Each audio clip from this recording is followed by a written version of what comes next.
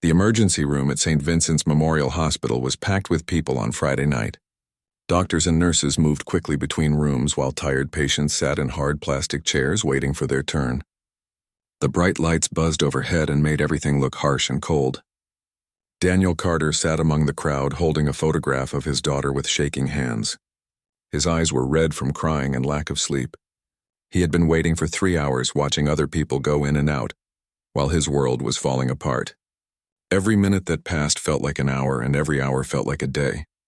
He stood up and walked to the reception desk for the 4th time that night.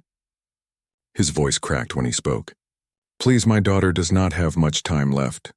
The doctors told me she needs treatment tonight or she will die. I have been waiting here for so long and nobody will help me." The woman behind the desk was named Linda Hayes. She looked at him with kind eyes, but her face showed frustration too. She had heard many desperate people tonight, and each one broke her heart a little more.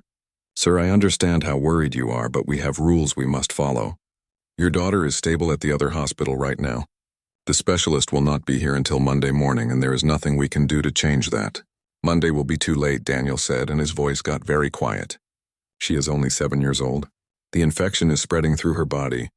They told me that without the special medicine and the surgery, she will not make it through the weekend. Please, there must be something you can do." A doctor came through the emergency room doors wearing green scrubs with stains on them. His name was Dr. Gregory Walsh, and he had been working for many hours without rest. He heard Daniel talking and walked over to see what was happening. "Mr. Carter, I am very sorry, but the medicine your daughter needs is not available at regular hospitals. It requires special permission, and it has to come from a military medical facility. Even if we wanted to help you, the paperwork alone would take many days to process." Daniel felt his heart sink into his stomach. He had spent the whole day calling everyone he knew and asking for favors, but nothing worked. The medicine his daughter needed was locked away in military storage rooms. It was only used for soldiers, and civilians almost never got access to it. The rules were very strict, and nobody seemed willing to bend them even to save a little girl. "There has to be someone who can help," Daniel said louder now. "Anyone at all. I served this country for 12 years. I did everything they asked me to do. I went where they sent me, and I followed every order. Now when I need help, when my daughter needs help, nobody cares about that." He pulled out his phone and looked through his contacts again. Most of the people he called did not answer. The few who did answer said they were sorry, but could not do anything to help. The military had too many rules and regulations. Everything moved too slow. His daughter did not have time for slow. Daniel walked outside to the parking lot where the night air was cool, but did nothing to calm his racing heart. He looked through his phone contacts one more time. Near the bottom of the list, he saw a name he had not called in 8 years. Lieutenant Colonel Patrick Hughes. They had served together in Afghanistan back when Daniel was a combat medic, and Patrick was a young officer learning how to lead soldiers in war. They had been through terrible things together.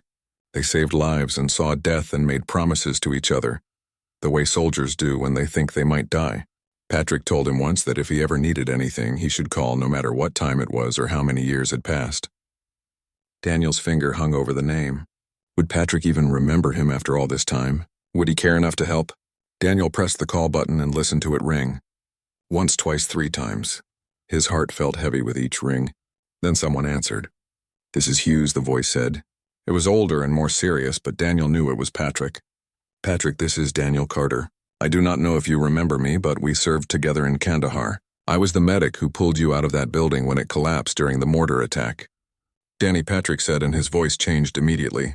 "Of course I remember you. You saved my life that day. What is wrong? You sound terrible." Daniel told him everything. The words poured out like water from a broken dam. He explained about his daughter Emma lying in a hospital bed 200 miles away. He told him about the rare infection that was killing her slowly. He explained about the special medicine that could save her, but was locked away in military storage. He told him about all the phone calls and all the people who said no, and all the rules that seemed designed to let his daughter die. "They told me she has maybe 2 days left," Daniel said. "Patrick, I have never asked you for anything in all these years, but I am begging you now. If there is anything you can do, any strings you can pull, any favors you can call in, please help me save my daughter." There was a long pause on the phone. Daniel could hear other voices talking in the background and the sound of papers moving. Then Patrick spoke again. "Where are you right now?" St. Vincent's Memorial Hospital in Riverside, Daniel said. But Emma is at County General in Millbrook.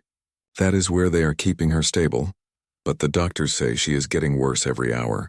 I know, County General Patrick said. Danny, I need you to listen to me very carefully.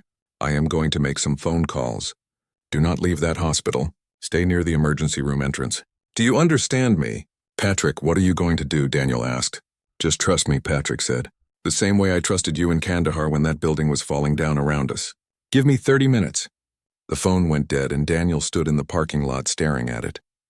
Around him the city continued with its normal sounds. Cars drove past on the highway. Sirens wailed in the distance. The hospital doors opened and closed as people came and went with their own problems and their own emergencies. Daniel went back inside and sat down in the waiting room. Linda at the desk gave him a look that said she felt sorry for him, but there was nothing more she could do. Dr. Walsh had moved on to help other patients. Daniel held the photograph of Emma taken 3 months ago at her birthday party.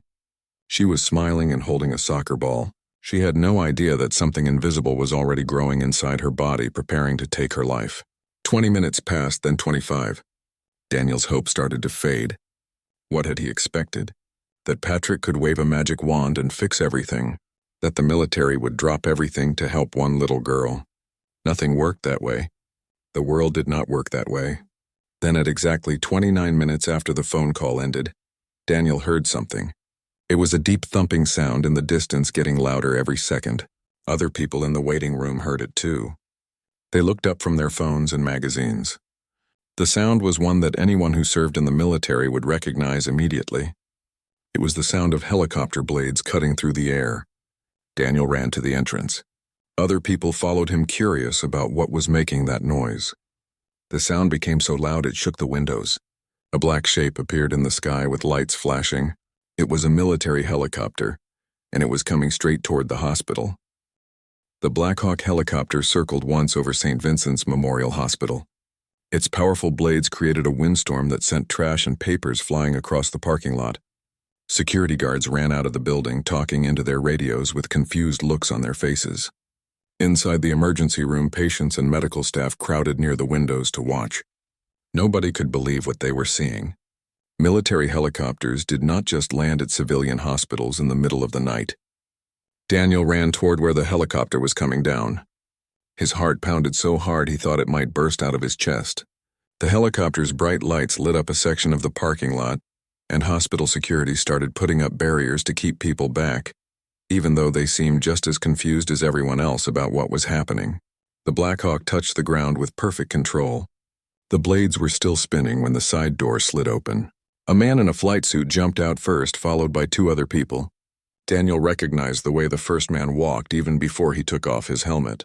Patrick Hughes had always walked with purpose and confidence. That had not changed in 8 years. Danny Patrick shouted over the noise of the helicopter. He pulled off his helmet and Daniel could see his face. Patrick looked older now, with gray hair at his temples, but his eyes had the same fierce determination Daniel remembered from combat. They met in the middle of the parking lot. Patrick grabbed Daniel by the shoulders and looked him straight in the eyes. "Where is your daughter?" he asked. "County General in Millbrook," Daniel said. "About 200 miles northeast." "But Patrick, how did you manage to get a helicopter here so fast?" "This is impossible." "Nothing is impossible when it matters," Patrick said. "We need to move quickly." He turned to the 2 people who came with him. "This is Captain Lisa Monroe, our flight surgeon, and Sergeant Kyle Bennett, a paramedic specialist. They are coming with us to get your daughter and bring her back to safety." Lisa Monroe stepped forward. She was a woman in her 30s with sharp, intelligent eyes, and she carried a large medical bag. "Mr. Carter, I need you to tell me everything about Emma's condition right now. Every detail you can remember. Every medication they gave her. Every symptom she showed. We are going to fly to County General, and I need to be ready the second we land." Daniel started explaining while more hospital staff came outside. Dr. Walsh pushed through the crowd with his mouth hanging open in shock. "What in the name of God is going on here?" he said. "You cannot just land a military helicopter at a civilian hospital. This is against every regulation there is." Patrick turned to face him and his expression became hard and serious. "I am Colonel Patrick Hughes from United States Army Medical Command.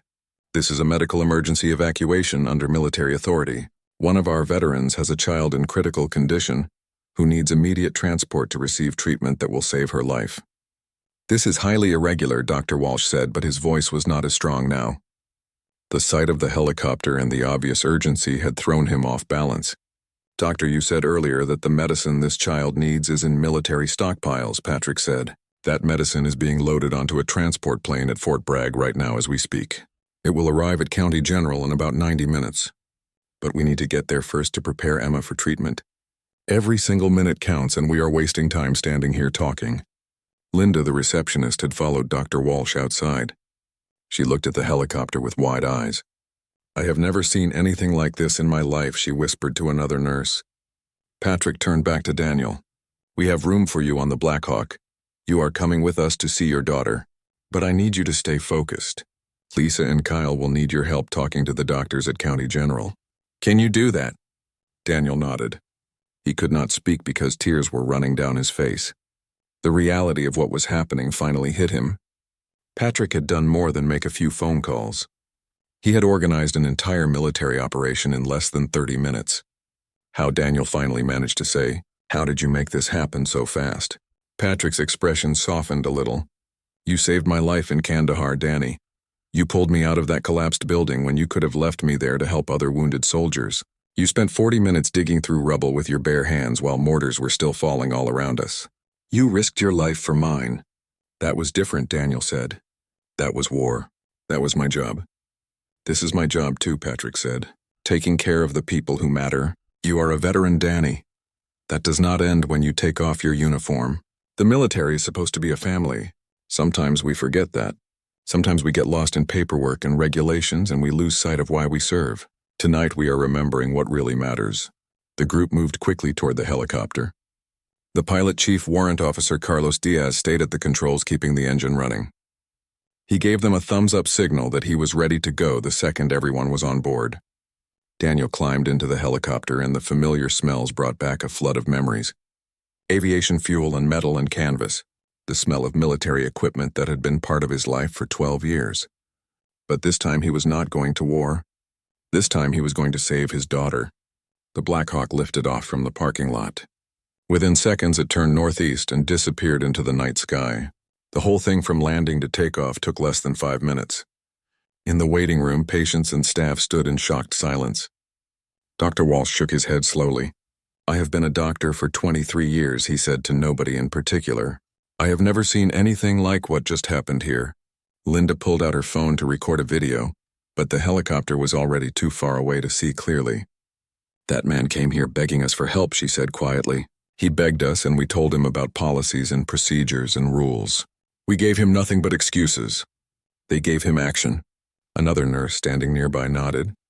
Did you see how fast they moved? From the second that helicopter landed, they had a plan. They knew exactly what they were doing. Dr. Walsh walked back inside feeling troubled. He had done everything by the book.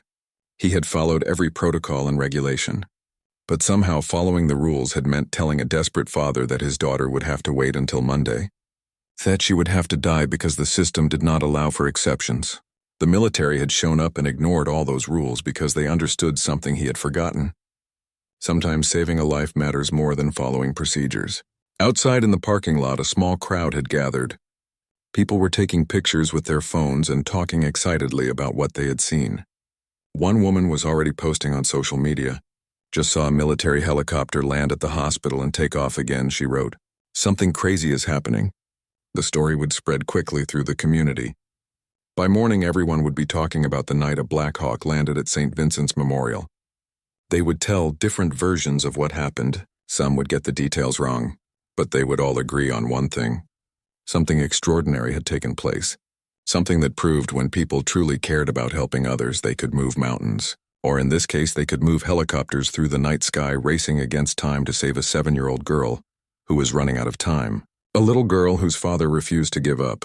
A father who made one last desperate phone call to an old friend, and that friend remembered what it meant to honor a debt, to keep a promise made on a battlefield 8 years ago.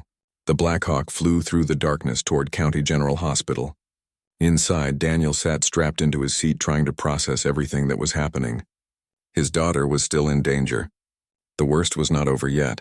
But for the first time since this nightmare began, he had real hope. Not the false hope of empty promises, but real, tangible hope, backed by action and resources and people who refused to accept failure. Emma was going to get the medicine she needed. She was going to have a chance to live. And it was all because one man had kept his word. Because Patrick Hughes understood that some debts can never be repaid but must always be honored. Because a group of military personnel had dropped everything they were doing to help save a stranger's child. As the helicopter disappeared into the night, the sound of its blades slowly faded. The parking lot returned to normal. Cars continued to arrive with new patients. The emergency room went back to its routine of treating injuries and illnesses. But something had changed. Everyone who witnessed what happened that night would remember it forever. They would remember that sometimes the impossible becomes possible when people refuse to accept no for an answer. Inside the Black Hawk, the noise was deafening even with the headsets they all wore. Daniel sat strapped into a jump seat watching Lisa Monroe check her medical supplies with careful precision. Kyle Bennett was on the radio coordinating with County General Hospital. The cabin lights glowed red, which was standard for night flying. "County General, this is Medevac 79er. Kyle spoke into his headset in a calm, professional voice. "We are inbound with family member of patient Emma Carter. Our arrival time is 45 minutes. Request immediate preparation of isolation room 3 and assembly of infectious disease team. Do you copy?" The radio crackled with a response that Daniel could not hear clearly. But he saw Kyle's face tighten. "County General, negative, this is not a drill," Kyle said more firmly. "We have authorization from Army Medical Command. Check your fax machine right now. Authorization codes should be arriving as we speak. This patient requires immediate intervention with military stockpiled antibiotics. We have a transport plane inbound from Fort Bragg with the medication. I repeat, this is not a drill." Patrick leaned over to Daniel so he could be heard over the engine noise. "The hospital is scrambling right now. They have never dealt with anything like this before. But Lisa has experience working with civilian hospitals during disaster response operations. She will make sure everything runs smoothly." "Patrick, I still do not understand how you did all this," Daniel said. "The authorization, the paperwork, getting a helicopter in the air this fast. It should be impossible." Patrick smiled slightly. "I have spent the last 8 years learning how the system works, Danny. More importantly, I have spent that time building relationships with people who understand that sometimes the system needs to be bypassed for the right reasons. When you called me, I immediately contacted Colonel Frank Morrison at Medical Command. Frank and I served together in Iraq. I explained what was happening and he understood right away. He started cutting through all the red tape. But the helicopter, the flight surgeon, all these resources," Daniel said. "Frank made one call to General Christine Porter at Northern Command," Patrick explained. "She made one call to the aviation unit at Fort Campbell. This Black Hawk was already prepped for a training exercise. Carlos and his crew volunteered the second they heard it was for a veteran's child." Lisa looked up from her medical kit with a slight smile on her face. "My daughter is 8 years old," she said. "Only 1 year older than Emma. When Patrick called and told me what was happening, there was no question in my mind. I was going to help." Kyle finished his radio conversation and turned around in his seat. "The hospital is preparing everything now. They were very skeptical at first, but once the authorization codes came through, they mobilized their entire infectious disease team. Dr. Susan Palmer is their chief specialist. She has been fully briefed on Emma's condition and is standing by." "What about the medication?" Daniel asked. His voice was tight with worry. "The transport plane left Fort Bragg 18 minutes ago," Patrick said, checking his watch. "It is carrying not just the antibiotic Emma needs, but a complete array of experimental treatments for resistant infections. If the primary treatment does not work for any reason, we will have backup options ready. The surgical team is also being assembled right now. If Emma needs the drainage procedure, it will happen tonight." "How long after you give her the medicine before we know if it is working?" Daniel asked.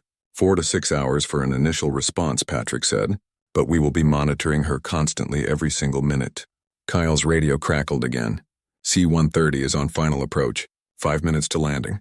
The tension in the helicopter increased. This was it.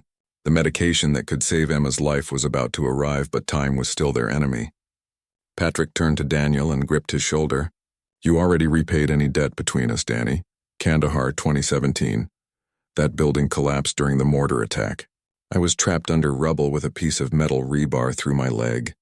You could have moved on to help other wounded soldiers. Standard triage said you should have. But you did not. You spent 40 minutes digging me out with your bare hands while enemy rounds were still coming in. You risked your life for mine.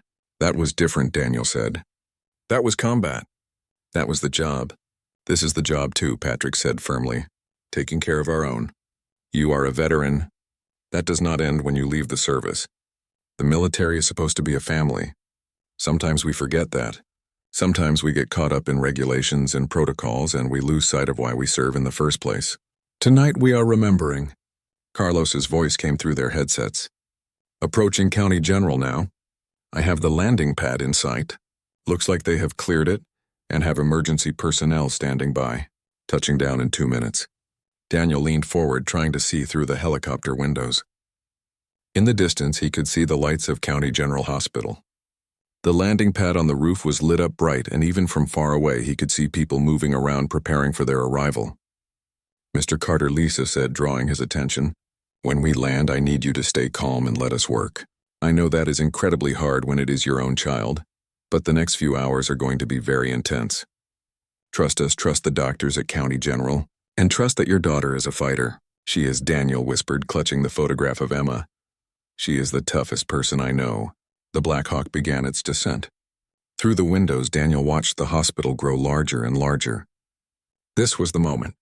After hours of feeling helpless, after hitting wall after wall of bureaucracy and impossible rules, his daughter was finally going to get the help she needed. The helicopter's landing gear touched the roof pad. Daniel could see a group of medical personnel waiting. At the front of the group stood a woman in her 50s with gray-streaked hair pulled back tight. Even from inside the helicopter, Daniel could see the determination in the way she stood. That had to be Dr. Susan Palmer. The side door slid open before the rotors had fully stopped spinning. Patrick jumped out first, moving fast. Lisa and Kyle followed right behind him. Daniel climbed out last. His legs felt shaky from adrenaline and fear and exhaustion. Dr. Palmer approached quickly. Her eyes took in everything with practiced efficiency. I am Dr. Susan Palmer, Chief of Infectious Disease. I have been briefed on Emma's condition. The authorization from Medical Command is unprecedented, but it is completely legitimate. My team is ready and standing by. She looked directly at Daniel. Mr. Carter, your daughter is stable but critical. We are going to move her to our most advanced isolation unit and begin treatment the moment the medication arrives. The transport plane is 20 minutes out. Can I see her? Daniel asked. His voice was barely more than a whisper. Of course, Dr. Palmer said. Come with me right now. The group moved quickly from the landing pad through heavy doors and into the hospital interior. The fluorescent lights seemed harsh and bright after the darkness of the flight. Medical personnel rushed past them in the hallways. Daniel could hear fragments of urgent conversations. Isolation room 3 is ready, one nurse called out. Where's the surgical team? Another voice asked. Transport plane is 15 minutes out. We need to be prepared the second it arrives. Dr. Palmer led them into an elevator and pressed the button for the 4th floor. Mr. Carter, I need to prepare you for what you are about to see. Emma has gotten worse since you left earlier today. The infection is moving faster than we initially thought. Her fever is very high and she has been drifting in and out of consciousness. Daniel felt like someone had punched him in the stomach. But she will survive, right? Once she gets the medication, everything will be okay. Dr. Palmer chose her words carefully. The antibiotic gives her the best chance she could possibly have. But I will not lie to you. This infection is very aggressive. Even with treatment, the next 12 hours will be absolutely critical. The elevator doors opened onto the 4th floor. The area had been transformed into something like a command center. Nurses and doctors moved with serious purpose, checking monitors and preparing equipment. Lisa immediately went to consult with the medical team, while Kyle began setting up a communication station to stay in contact with the incoming transport plane. This way, Dr. Palmer said, leading Daniel down a corridor. Through glass walls, Daniel could see into a hospital room. Inside was his daughter lying in a bed surrounded by monitors and tubes. Emma looked so small and fragile. Her blonde hair was dark with sweat and her skin looked pale and wrong. A nurse named Claire Hudson stood by Emma's bedside watching the monitors carefully. She looked up when they entered. Her expression was serious but not without kindness. Dr. Palmer, her temperature is still going up. It is at 104.3 degrees now. Increase the cooling measures, Dr. Palmer ordered. Then she turned to Daniel. You can go to her. Talk to her. Even if she seems unconscious, she may be able to hear your voice. Daniel walked slowly to his daughter's bedside with trembling steps. Up close, Emma looked even worse than he feared. But he forced himself to take her small hand in his, being very careful not to disturb the tubes and wires attached to her arm. "Emma, baby, it is Dad," he whispered. "I am here now. And I brought help. The best doctors and the best medicine in the world. You just have to hold on a little bit longer, okay? Just a little longer and everything will be better." Emma's eyelids moved slightly but did not open. Her breathing was fast and shallow. Each breath seemed to take effort. Behind Daniel, Patrick stood in the doorway talking quietly with Dr. Palmer. "Doctor, what exactly are we dealing with here?" Patrick asked. "A strain of antibiotic-resistant bacteria that we have only seen a handful of times," Dr. Palmer explained. "It is related to infections our troops have encountered in certain overseas locations, which is why the military developed this particular antibiotic. Regular pharmaceutical companies have not pursued it, because the infection is so rare in the general population. But when it does occur, it is often fatal without this specific treatment." "How did Emma get infected?" Patrick asked. "We are not entirely certain," Dr. Palmer said. "Our best theory is she was exposed during a family camping trip about 3 weeks ago. The bacteria can live in soil and water in certain environments. Most people's immune systems can fight it off without ever knowing they were exposed. But Emma's system, for whatever reason, could not handle it." Lisa Monroe returned from consulting with the other doctors. "The surgical suite is ready if we need it. Dr. Jonathan Blake is the trauma surgeon on call tonight. He has performed the drainage procedure before on similar cases. If the antibiotic does not reduce the infection quickly enough, we will need to surgically remove the affected tissue." "How long after we give Emma the medicine before we know if it is working?" Patrick asked. 4 to 6 hours for an initial response," Dr. Palmer answered. "But we will be monitoring her constantly every single second." Kyle's voice crackled over the radio. "Transport plane is on final approach. 5 minutes to landing." The tension in the room jumped higher. This was the moment they had all been working toward. The medication that could save Emma's life was about to arrive, but she was running out of time fast. Dr. Palmer turned to her medical team and her voice became commanding. "All right, everyone, listen carefully. We have trained for situations exactly like this. I know the circumstances are unusual and I know this whole operation is extraordinary, but Emma is just a patient who desperately needs our help. We do this right. We follow proper medical procedure. No shortcuts, no mistakes. Claire, prepare the intravenous administration setup. Nurse Stevens, double-check all the dosage calculations.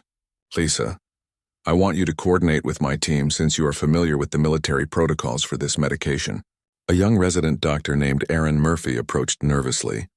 "Dr. Palmer, the hospital administrator, is asking questions about authorization and insurance coverage and legal liability issues."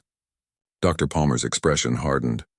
"Tell the administrator that all questions about authorization can be directed to United States Army Medical Command. Right now, at this very moment, we have a critically ill patient to save. Everything else can wait until after we do our jobs." Patrick placed his hand on Daniel's shoulder. "The medication is about to arrive, Danny. Emma is in the best possible hands. Lisa is one of the top flight surgeons in the entire Army. Dr. Palmer's reputation is outstanding. You did it. You got your daughter the help she needed." "I did not do it," Daniel said without taking his eyes off Emma. "You did. All of you did this." "We did it together," Patrick corrected him. "That is what brothers in arms do. We take care of each other no matter how much time has passed." The radio crackled again. "Transport plane has landed. Ground crew is retrieving the cargo container now. Estimated time to hospital entrance is 2 minutes." Dr. Palmer moved into action immediately. "Team, take your positions. The second that medication arrives, we begin treatment. I want someone timing every single step of this process. Emma gets that medicine into her system within 10 minutes of it arriving at this building. Is that completely understood?" A chorus of voices answered, "Yes, doctor." Emma stirred slightly in her bed. A small sound escaped her lips like a moan of pain.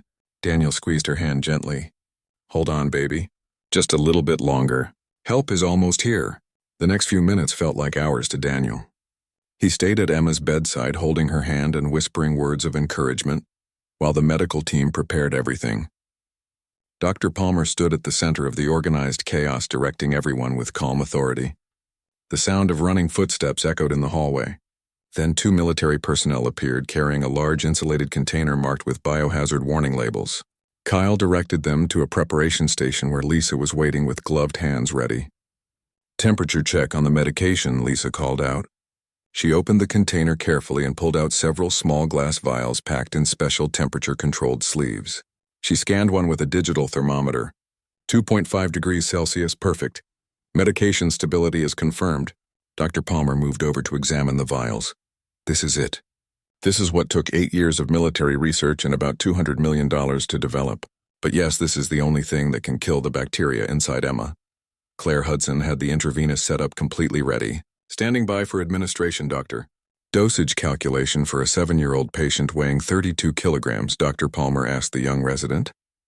Dr. Murphy consulted his computer tablet quickly. Based on the military protocol, 45 milligrams per kilogram for the loading dose. That equals 1,440 milligrams total. Correct, Lisa confirmed. The vials contain 500 milligrams each. We will need 3 vials for the initial dose. Dr. Palmer turned to Daniel.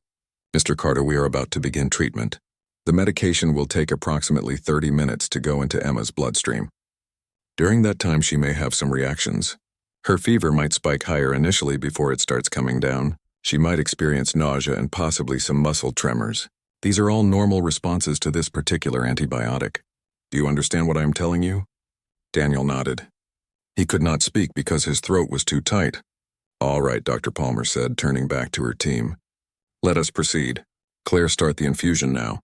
Claire attached the first bag of medication to Emma's intravenous line. Daniel watched as the clear liquid began flowing through the tube toward his daughter's arm. This was it. Everything had been leading to this exact moment.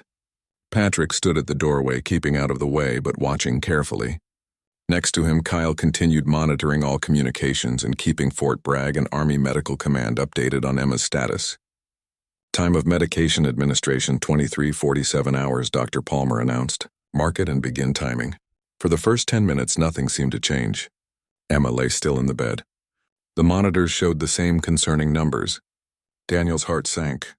What if they were too late? What if even this experimental medicine could not save her now? Then at minute 12, something happened. Emma's eyes fluttered and slowly opened. Dad, her voice was barely a whisper. It sounded rough and weak, but it was the most beautiful sound Daniel had ever heard in his entire life. I am here, baby, Daniel said. Tears started running down his face. I am right here next to you. Emma's eyes struggled to focus on him. I had strange dreams. About helicopters and soldiers. Daniel laughed through his tears.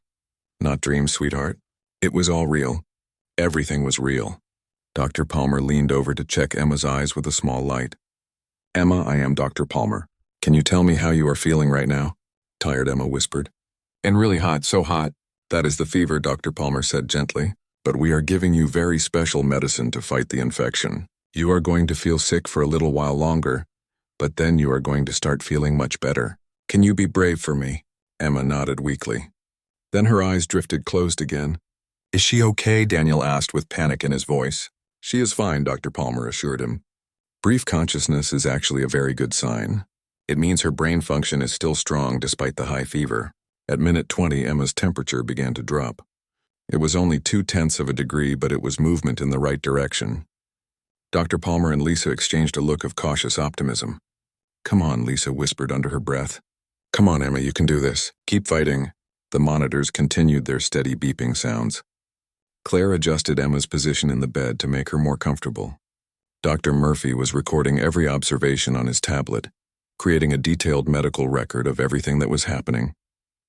Patrick moved closer to Daniel. She spoke, Danny, that is huge. That is really significant. But she is not out of danger yet, is she? Daniel said. No, Patrick admitted honestly. But she is fighting, and she has got an entire army of people behind her now supporting her.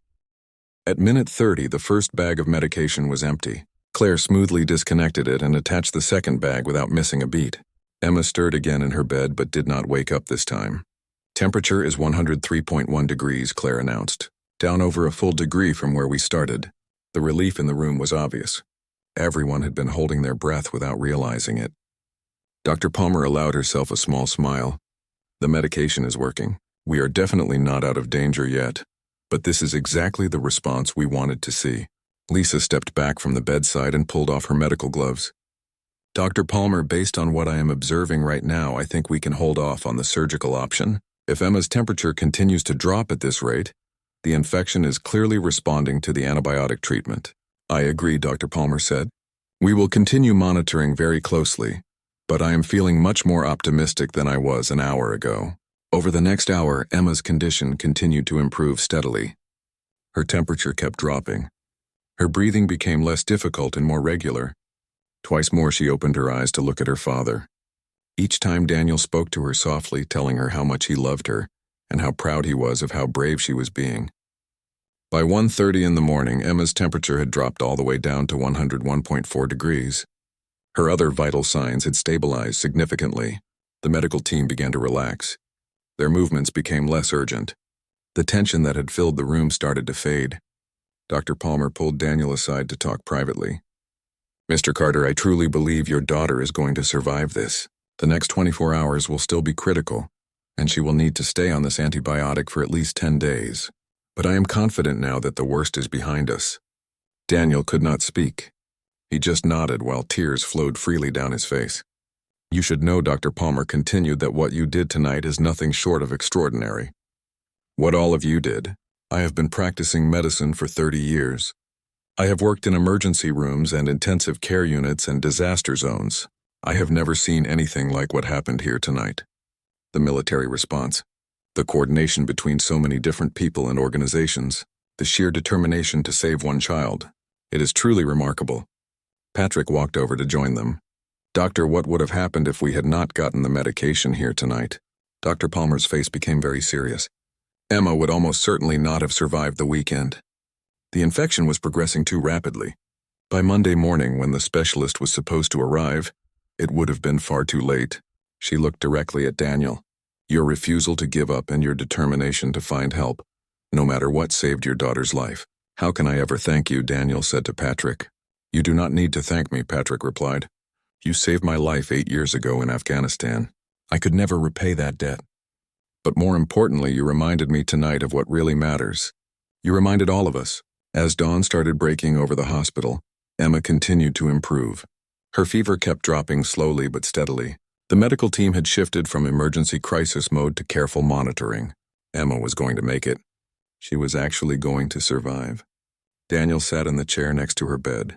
For the first time in days, he allowed himself to close his eyes for brief moments, though he still could not fully relax. Every few minutes he would open his eyes to check on Emma to make sure she was still breathing normally. Patrick had spent most of the night handling phone calls and coordinating with Army Medical Command. As the sun came up, he sat in the hospital cafeteria with Lisa and Kyle drinking terrible coffee, but too tired to care. I am getting phone calls from 3 different generals, Patrick said, looking at his phone. 2 of them are calling to congratulate us. One of them is asking some very pointed questions about whether we followed proper authorization procedures. Let me guess, Lisa said with a tired smile. General Hammond. Of course, Patrick said. He is very strict about following regulations. He does not like when people improvise outside normal channels. What we did was legitimate, though, Kyle said firmly. Maybe we bent the rules a little bit, but there are provisions in military law for emergency medical evacuations. We used those provisions properly. We bent those provisions pretty hard, Patrick admitted. Deploying a Black Hawk helicopter to transport a civilian child is definitely going to raise some eyebrows in Washington. Let them raise eyebrows, Lisa said. Her voice was firm and she was not backing down. A little girl is alive right now because of what we did. That is the only thing that really matters. The cafeteria was filling up with morning shift workers. Several nurses and doctors glanced over at them, clearly recognizing them from the dramatic events of the previous night. News was spreading quickly through the hospital about the military operation that had saved Emma Carter. Dr. Palmer came into the cafeteria and spotted them. She walked over with her own cup of coffee. Mind if I sit down, she asked. Please, Patrick said, gesturing to an empty chair. Dr. Palmer sat down looking exhausted but satisfied. Emma is resting very comfortably now. Her latest blood work shows the infection is responding beautifully to the antibiotic. Unless something completely unexpected happens, she is going to make a full recovery. That is wonderful news, Lisa said. I wanted to thank all of you, Dr. Palmer continued. What you did last night was something I will remember for the rest of my career. In medical school, they teach us to save lives through science and medical knowledge. But last night you reminded me that sometimes saving lives requires courage and determination. That goes far beyond what we learn in textbooks. Patrick shook his head. We were just doing what needed to be done. No, Dr. Palmer said firmly. You went far beyond that. Do you understand how many regulations and bureaucratic obstacles you had to navigate? Most people would have said it was impossible and just given up, but you refused to quit. Daniel did not give up, Patrick replied. We just responded when he called for help. Speaking of Daniel, Dr. Palmer said I am concerned about him. He has been awake for more than 30 hours straight. He will not leave Emma's side, which I completely understand as a parent myself, but he needs rest too or he is going to collapse. I will talk to him, Patrick said, standing up. He will listen to me. They walked together back up to Emma's room. The morning shift had arrived and a new nurse named Marcus Webb was checking Emma's vital signs with gentle efficiency. Daniel looked up when they entered. His eyes were completely bloodshot and his face looked haggard, but there was peace in his expression now. How is she? Patrick asked. So much better, Daniel said. His voice was rough from exhaustion. She woke up about 20 minutes ago. Really woke up, I mean fully conscious. She asked for water. And she complained that the hospital food smells weird. Patrick laughed. That is definitely a good sign. Complaining about food means she is getting back to normal. Patrick, I do not know how to thank you, Daniel said. Thank all of you. You literally saved Emma's life. You would have done the same thing for me, Patrick said simply. You did do the same thing for me back in Kandahar. But I need you to do something for me right now, Patrick continued. There is a waiting room down the hall with a couch in it. I need you to go lie down and get some real sleep for a few hours. Emma is stable. The medical team is watching her constantly. You are not going to be any help to her if you collapse from exhaustion. I cannot leave her, Daniel protested. You are not leaving her, Patrick said firmly. You are taking care of yourself so that you can take care of her properly when she really needs you. Emma is going to be in this hospital for at least another week recovering. This is not a sprint, Danny. This is a marathon and you need to pace yourself. Lisa stepped forward. Mr. Carter, I will personally stay here in this room with Emma. If anything changes at all, even the slightest thing, I will come and get you immediately. You have my word on that. Daniel looked at Emma sleeping peacefully, then back at his friends. Finally, he nodded in agreement. Okay, but only for a couple of hours. 4 hours minimum, Patrick said. That is an order, not a request. Daniel stood up on shaky legs. Patrick and Kyle each took one of his arms to steady him as they walked him down to the waiting room. Just like Patrick had said, there was a couch there. Daniel collapsed onto it almost instantly. 4 hours, Patrick repeated. We will wake you up if anything at all changes with Emma. Daniel was already asleep before they even left the room. His body had finally given in to the exhaustion. Back in Emma's room, Lisa sat down in the chair Daniel had been using. Emma stirred slightly and her eyes opened to see an unfamiliar face looking at her. Who are you? Emma asked. Her voice was small and uncertain. I am Dr. Lisa Monroe, Lisa said gently. I am a friend of your dad.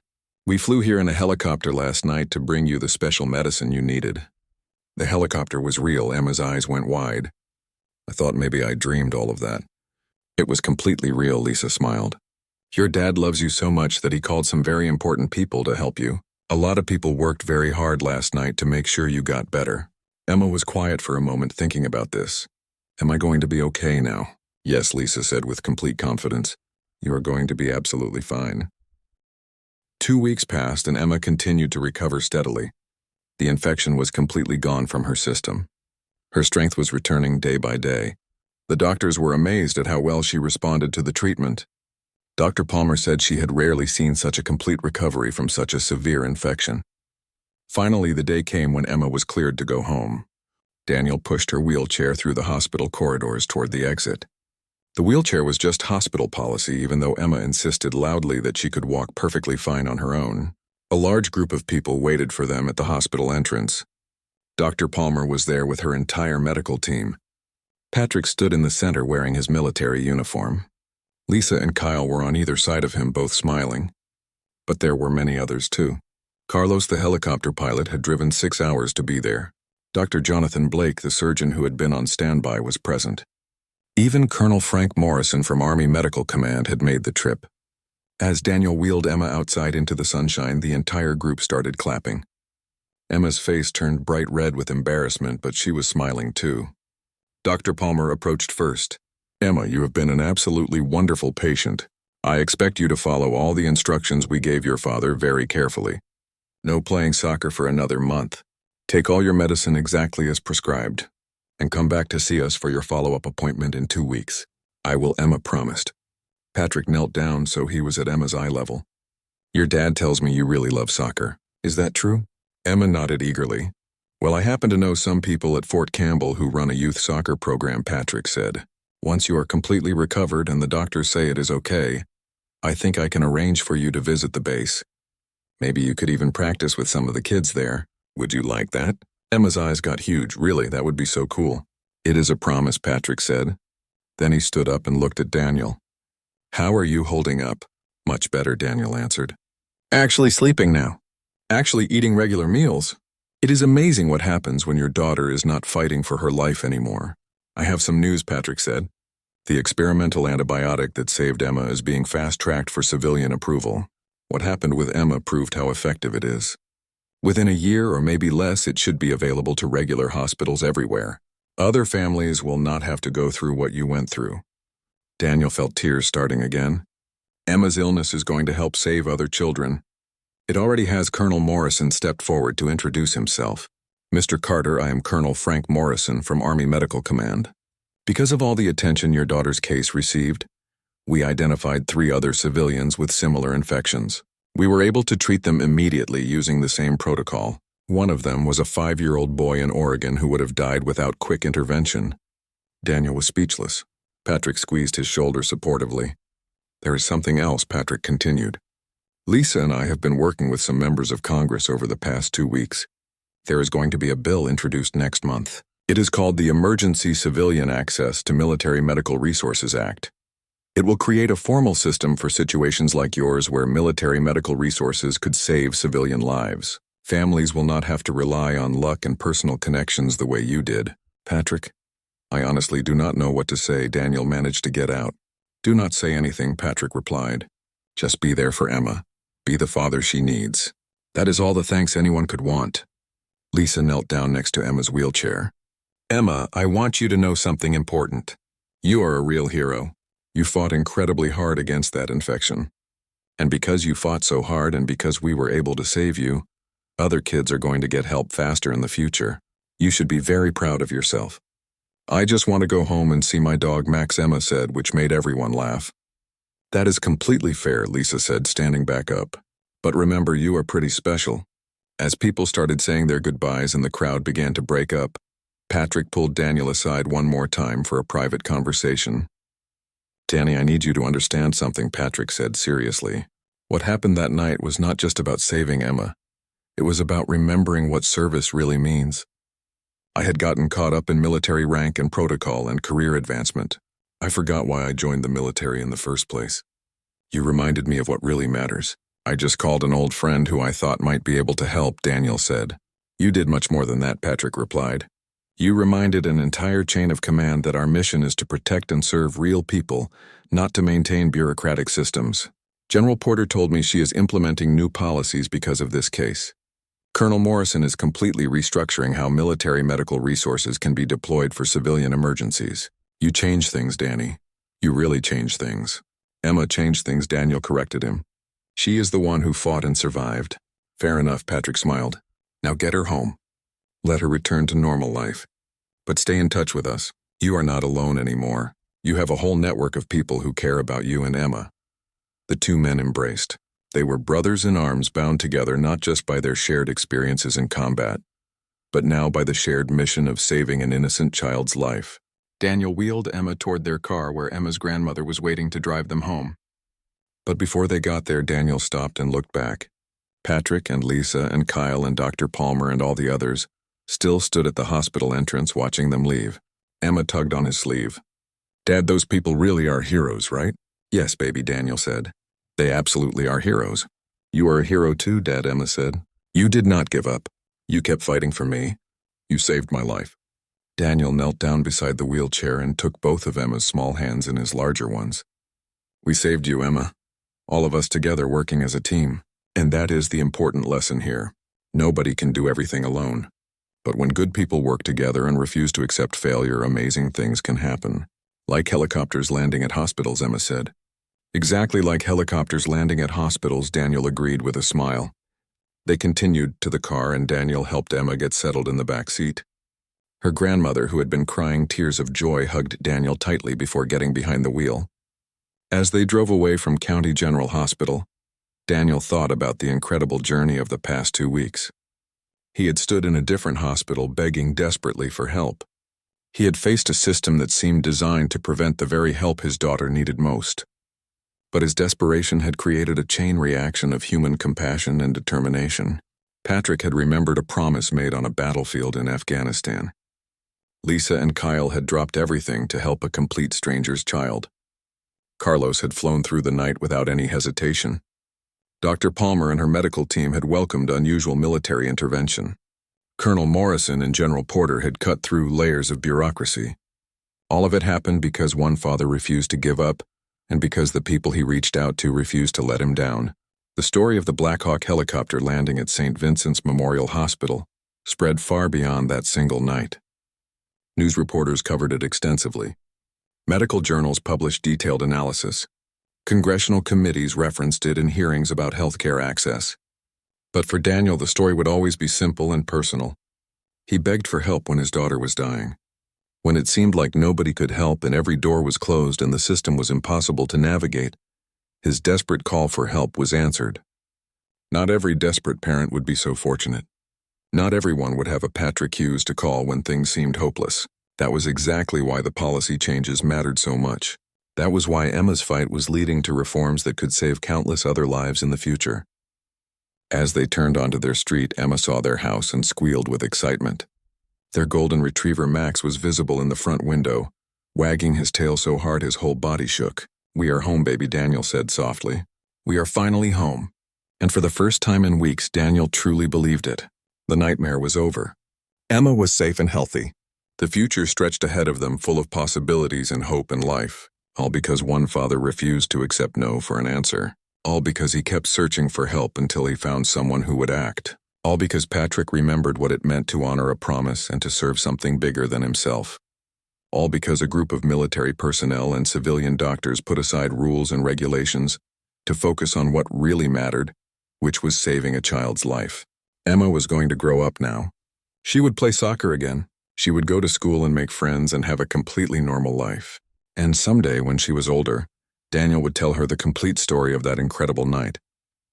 He would explain about the phone call to Patrick, about the Black Hawk landing where nobody expected it, about the race to County General, about all the people who moved heaven and earth to save her, and he would teach her the most important lesson.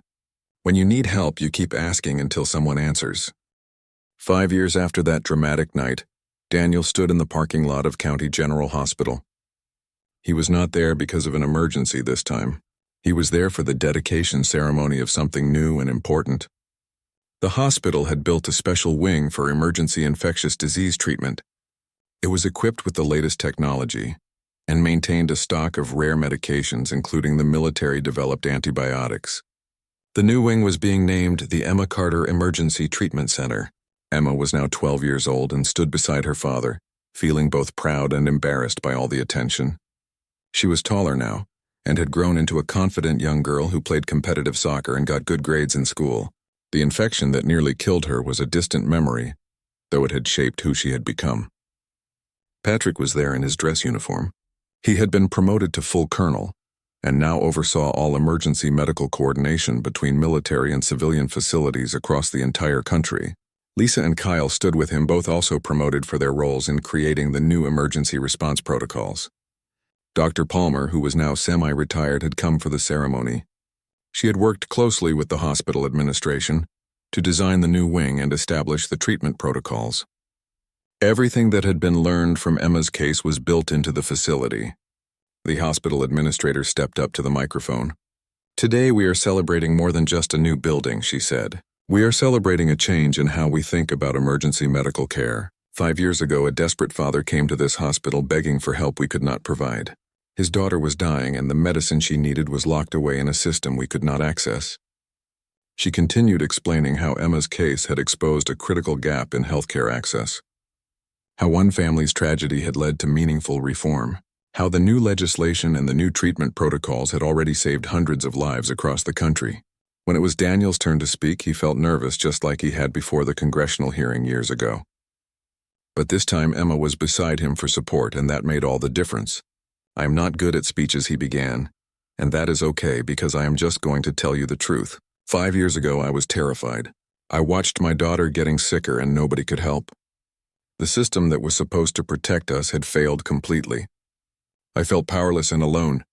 His voice got stronger as he continued. "But then I remembered something important. I had friends who had promised to help if I ever needed them. So I made a phone call to someone I had not talked to in years. Colonel Patrick Hughes answered that call and everything changed.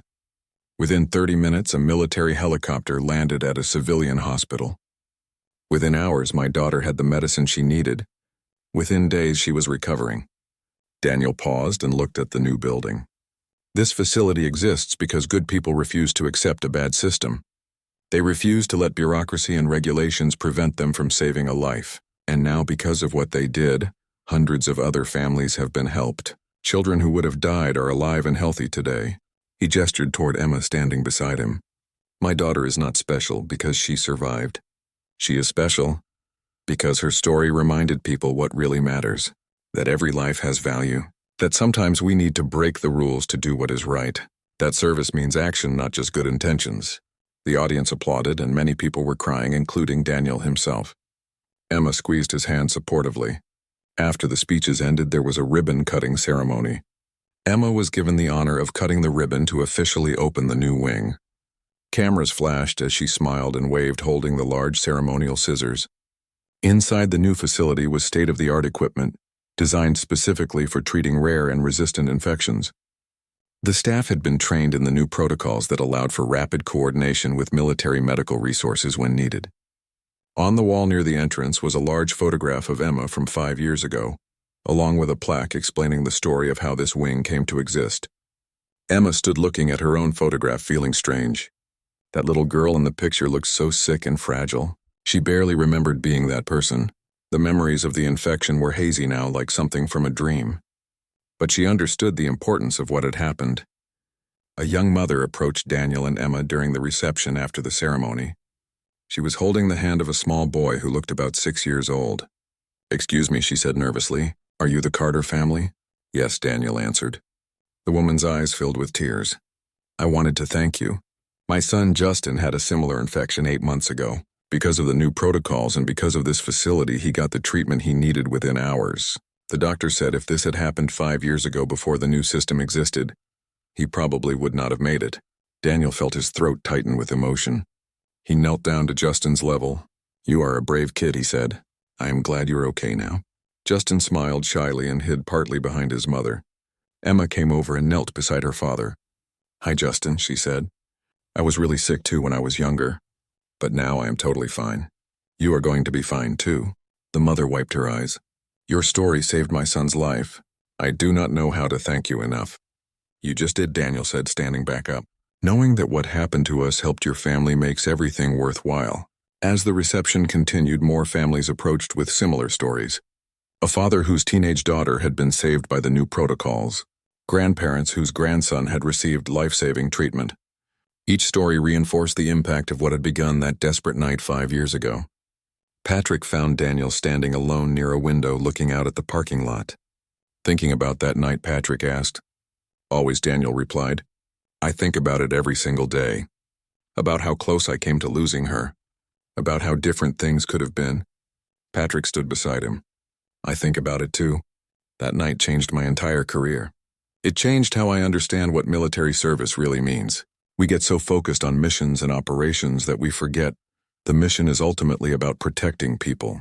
The legislation has helped more families than we ever imagined," Daniel said.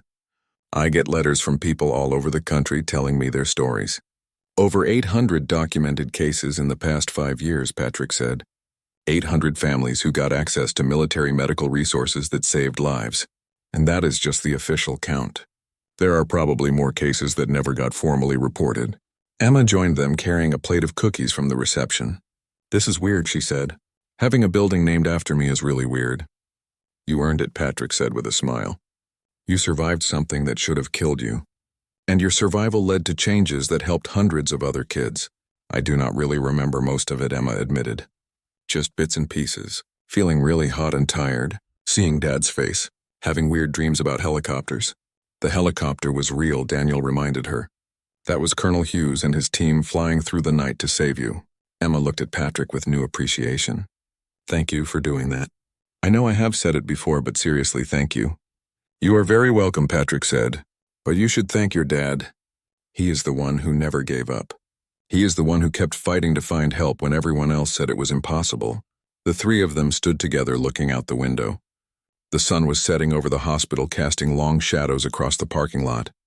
In that same parking lot 5 years ago, a Black Hawk helicopter had landed in the middle of the night, bringing hope and salvation. Dr. Palmer joined them, carrying her own cup of coffee. This has been a wonderful day, she said. Seeing this facility open and knowing it exists because of what we all went through together. How many patients has the new wing treated so far? Daniel asked. In the 6 months since we started operations, Dr. Palmer said we have treated 43 patients with rare or resistant infections. Every single one of them survived. Before this facility existed, our survival rate for these types of infections was about 60%. Now it is 100%. The numbers were staggering. Lives saved because people had cared enough to change a broken system. Children who got to grow up, families who did not have to experience the terror and grief that Daniel had faced. Lisa and Kyle came over to say goodbye. They had to catch a flight back to their base. Lisa hugged Emma tightly.